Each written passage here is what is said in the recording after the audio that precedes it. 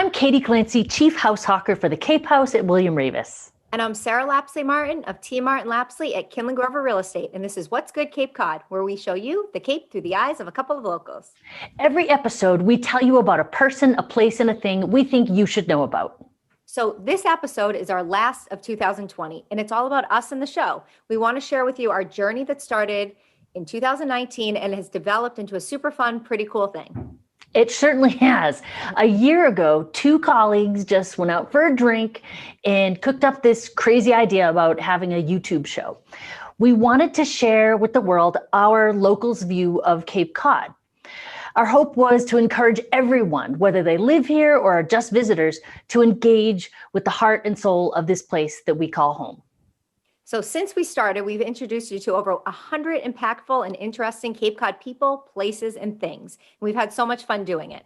We've moved by necessity from Katie's living room to a virtual format, which has actually been a great thing. Yeah. And once a month now, we even take the show on the road, which has been its own adventure. Mm-hmm. Our production quality has definitely evolved, and so has our comfort level. Has it ever? So let's take a look back at the first season of What's Good Cape Cod. For What's Good Cape Cod is the Old King's Coffee House. Love Old King's Coffee House. It's owned by Mark Corliss and his wife. Mm-hmm. He actually owns Spilt Milk Tattoo in Hyannis. Yep. So they opened last year in June, and it's just awesome. It has great coffee, pastries, lunch, sandwiches, and it just has a very cool vibe. I actually heard you say something about a burrito. Breakfast burrito, which I am currently addicted to.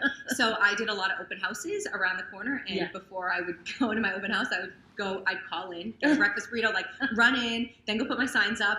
So I love the breakfast burrito. I haven't had one, so I need to try that. It's delicious. You would really like it. So we got good food, we got good coffee. Why else? So also an awesome thing they did last year in October is Breast Cancer Awareness Month. Yep. So they did a little fundraiser and they sold booby donuts. Yes. They actually look like little boobs. Great. And it was for the Cape Wellness collaboration. An amazing, they help make integrative therapies free to Cape Codders that are fighting cancer, which you know a lot about. Yes. Actually, I'm a board member of Cape Wellness Collaborative. She is the family support coordinator for the Cape Cod Children's Place. So I don't know about you, Sarah, but when I walked out of the hospital with this completely vulnerable, very fragile thing that I had to keep alive, educate, keep healthy, I was like, you have picked the wrong person. I don't know what I'm doing. This is what wrong. do we do now? What happens now? Instructions. I've read all the books, but I still am like, but it's 2 a.m. and I knew what happened, but this is really, really hard. Yes, so agreed. Cindy Horgan feels our pain, felt our pain, knows the pain. And so when I was a younger mom, I took a class with her because I'm like, you don't know how to do this. This is not. We are so happy to bring you this very special coronavirus version of What's Good Cape Cod. So you'll notice, for starters, Sarah and I are not in the same room. We are social distancing. And as everybody is right now in the midst of this banana land pandemic. But anyway, we're making the most of it like we hope you are. And we didn't want to let you down and leave you without a little What's Good Cape Cod, because the truth is there's always something good on Cape Cod no matter what's happening. Isn't that right? That's true. So it's a little windy. Okay, all right. So we were at the Pheasant. Very excited to be here. So the Pheasant just kept crossing our paths. It did. In a million ways. Yes. So I know Erica, well, obviously from the Pheasant, but also she has another business, Little Necks in Dennis. So it is amazing. It's a consignment shop for kids. Yeah. And I'm sure we'll talk about that in we another will. episode. They'll definitely make an episode because she's got a little one and you've got a little one. So you've got mine are kind of big. And it's a great new business in Dennis. Yes. And Erica goes to the gym that I go to, CrossFit Hyannis. And they're in the magazine. We have a copy of the magazine. They're in this magazine, which we love. We're featured. Woo! And these are the guys that do our editing for our for this whole show, which is awesome. So grateful. Yeah. So first we are having we've had the oysters, which were amazing, delicious, and now we're going to the corn and bacon with a lemon miso fritters. Yes. So pretty excited to listen. Available to us. We're so fortunate to live here, and we get to work very closely with local farmers and fishermen. We incorporate as many as we possibly can into our menu each season. We're located at a 250-year-old farmhouse. It was an old ship chandlery that belonged to Captain House, so there's a lot of history here, and there's a real soul and feel to our building, our restaurant, our menu, and It's a little cold out here, but if you're willing to brave it, I would say go walk the Dennis or just Bayside beaches. Any of the Bayside beaches. I love, one of my favorites would be the Grays Beach with the boardwalk. If you're willing to stay out there for sunset, I think it's amazing. I just love walking out to the boardwalk. It's and just walking on any of the beaches on the Cape is just so peaceful this week. I will start with our person. Our person is Katie Falkowski. Katie Falkowski is a local gym owner, very humble person, and just a really good person.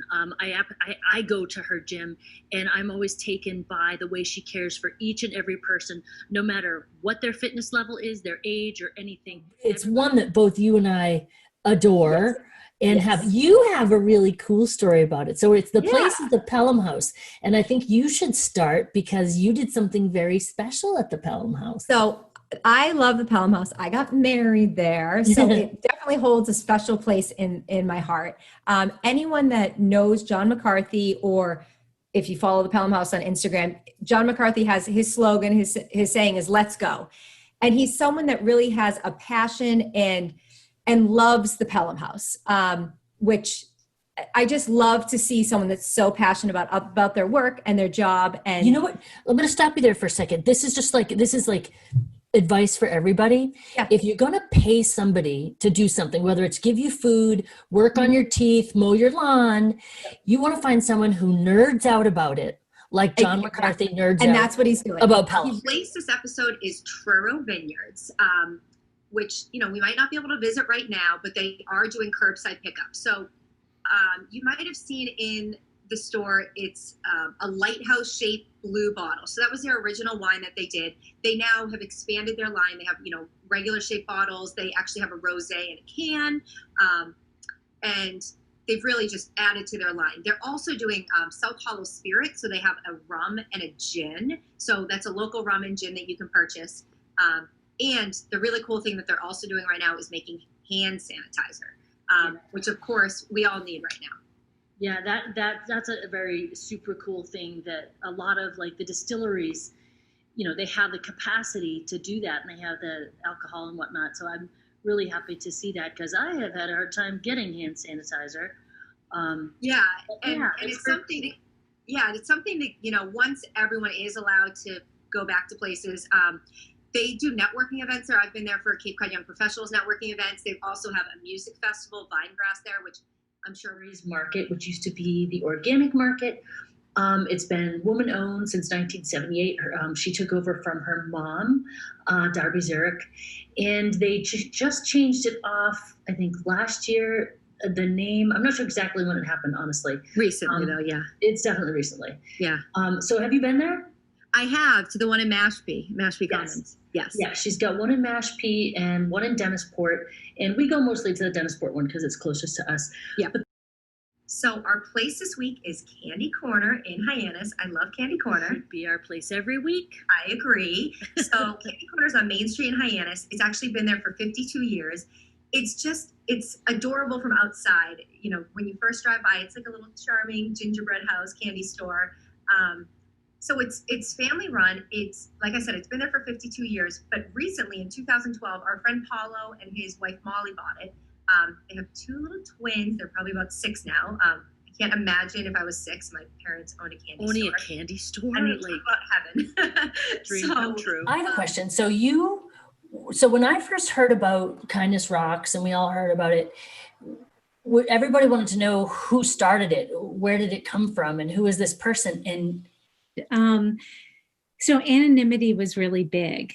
I'll talk later about the project, but I can say that if any of you have gone through something challenging in your life, it's a very vulnerable place to be in. And so I'd like to say I was very brave and courageous and that I created this project. But in actuality, I was going through a difficult time in my life, and this was a personal hobby that made me feel good. And so when I realized that it would help other people, there was still that vulnerability inside of like, oh gosh, people will think I'm crazy, and is anybody understand this? And also, I truly believe personally that kindness is something that you do under the radar, and you really shouldn't be saying like, look at me, look what I'm doing. That's not really the true definition of what kindness is about. Wow, that was so fun to watch. We did such a cool thing, and I'm really just so proud of both of us. Yes. I can't wait to see what happens in 2021. I know. Well, listen, you guys, this upcoming season, you should keep an eye out for our version of a fresh start to the new year, ideas for winter Cape Cod fun, and be ready to meet some really important Cape Codders. Is there someone or something you think we should feature in 2021? Leave us a message here and we will check them out. Stay tuned, and before long, you'll know Cape Cod like we know Cape Cod.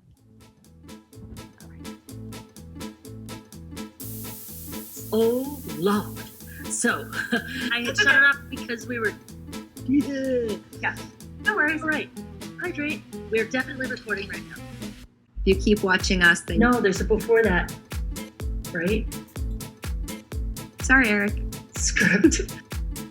Okay. Oops, stop. Oh, how bad were the dogs? Did you hear? No.